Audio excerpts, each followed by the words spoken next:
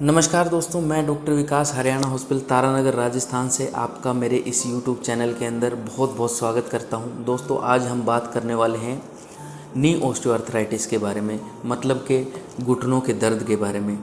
देखिए दोस्तों, जिनको भी घुटनों का दर्द रहता है उनके मन में काफ़ी सारे सवाल रहते हैं, जैसे कि आखिर ये नी ऑस्टियोआर्थराइटिस क्या होता है, किन लोगों को ये हो सकता है, इसके क्या कुछ सिम्टम्स होते हैं, इसके लिए हमें क्या कुछ जांचें करवानी चाहिए, और यदि ये हो गया है तो क्या कुछ ऐसे उपाय किए जा सके कि आगे आने वाले समय में हम सर्जरी से बच सकें, और सर्जरी से हट करके डॉक्टर हमारा इसके लिए क्या कुछ इलाज कर सकते हैं।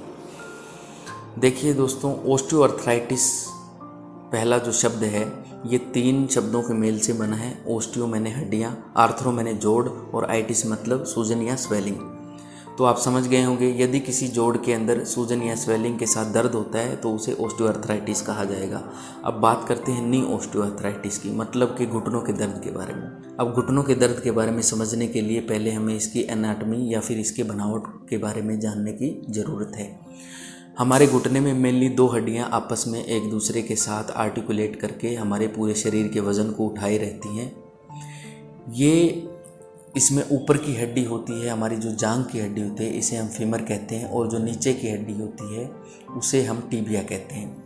इन दोनों के सिरे जहाँ पर आपस में मिलते हैं वहाँ पर इन दोनों के सिरों के ऊपर कार्टिलेज का एक एक कवर रहता है। मान लीजिए नीचे की हड्डी है, इसके ऊपर एक कार्टिलेज का कवर रहता है, और ये ऊपर की हड्डी फीमर के ऊपर भी एक कार्टिलेज का कवर रहता है।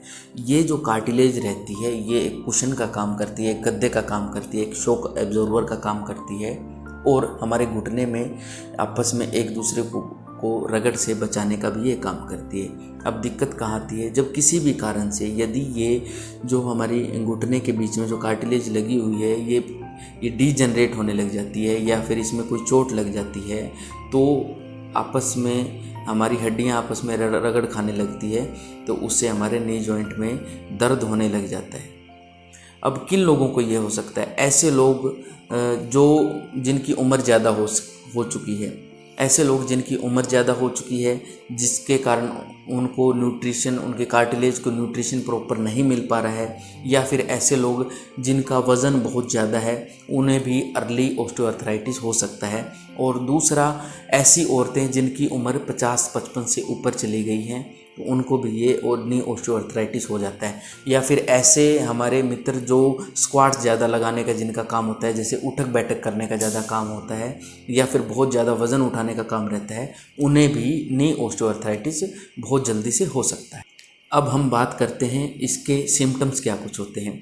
देखिए, यदि आपको नी ऑस्टियोआर्थराइटिस हो जाता है तो आपको शुरुआत में घुटने में जैसे सीढ़ियाँ चलने में दर्द होगा, या फिर हल्का फुल्का उठने बैठने में दर्द होने लग जाता है। यदि इसकी कंडीशन और ख़राब होती है तो आपको घुटने में दर्द बहुत ज़्यादा बढ़ने वाला है।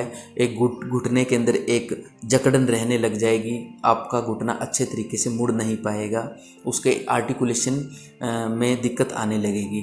और भी यदि हमें ये समस्या बढ़ जाती है तो आपके घुटने में पानी भर जाएगा, या फिर घुटने के अंदर स्वेलिंग आई रहेगी, और आपकी हड्डियों में डिफॉर्मेशन होने लग जाएगा, आपके घुटने की बनावट ही बदलने लग जाएगी। अब हम बात करते हैं इसके लिए इन्वेस्टिगेशन क्या कुछ करवानी पड़ती है। देखिए, यदि आप किसी डॉक्टर के पास जाते हैं तो डॉक्टर पहले फिज़िकल एग्जामिनेशन से पता लगा लेते हैं कि इनको ऑस्टियोआर्थराइटिस हो गया है। यदि उसका ऑस्टियोआर्थराइटिस का वो ग्रेड जानना चाहते हैं तो वो उसके लिए एक्सरे भी करवा सकते हैं। और यदि आपको किसी अन्य कारणवश आपके घुटने में चोट लगी है, जैसे यदि आप एथलीट हैं, दौड़ते भागते वक्त आपको कोई चोट लग गई है या घुटना मुड़ गया है, तो डॉक्टर आपके घुटने की एमआरआई भी करवा सकते हैं।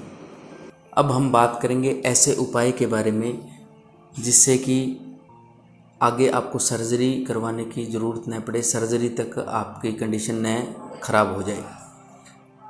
देखिए, सबसे पहली बात है कि जो हमारा घुटना है हमारे सारे शरीर के वज़न को उठाता है।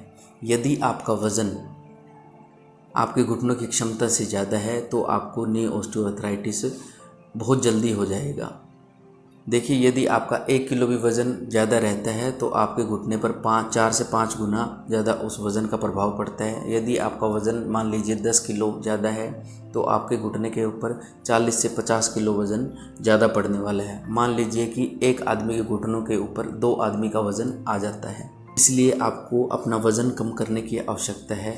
अब आप सोचेंगे कि वज़न कैसे कम किया जाए।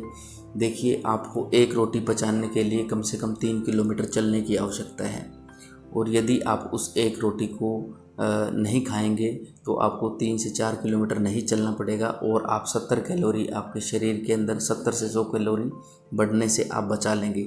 दूसरा, आपको घुटने को संभालने वाली जो मांसपेशियां हैं उनके लिए स्ट्रेंथनिंग एक्सरसाइज करनी चाहिए।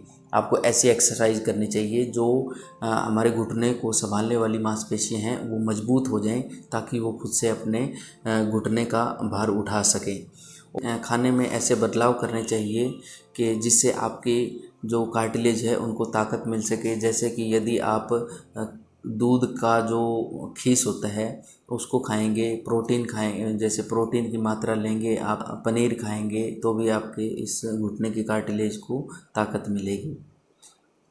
अब इसके ट्रीटमेंट की हम बात करते हैं। देखिए, यदि आप डॉक्टर के पास जाएंगे तो डॉक्टर आपको क्या क्या ट्रीटमेंट दे सकते हैं। जब वो आपको पेन किलर्स दे सकते हैं, कुछ ऐसी मेडिसिन देंगे जो आपकी कार्टिलेज को बढ़ने में मदद करेगी, या फिर आजकल घुटनों के अंदर इंजेक्शन लगाने का भी चलन चल रहा है। इसमें पीआरपी की जाती है, जैसे प्लेटलेट रिच प्लाज्मा आपके खून से लिया जाएगा, उसको भी आपके घुटनों के अंदर इंजेक्ट करके आपकी कार्टिलेज को रिपेयर करने की कोशिश की जा सकती है।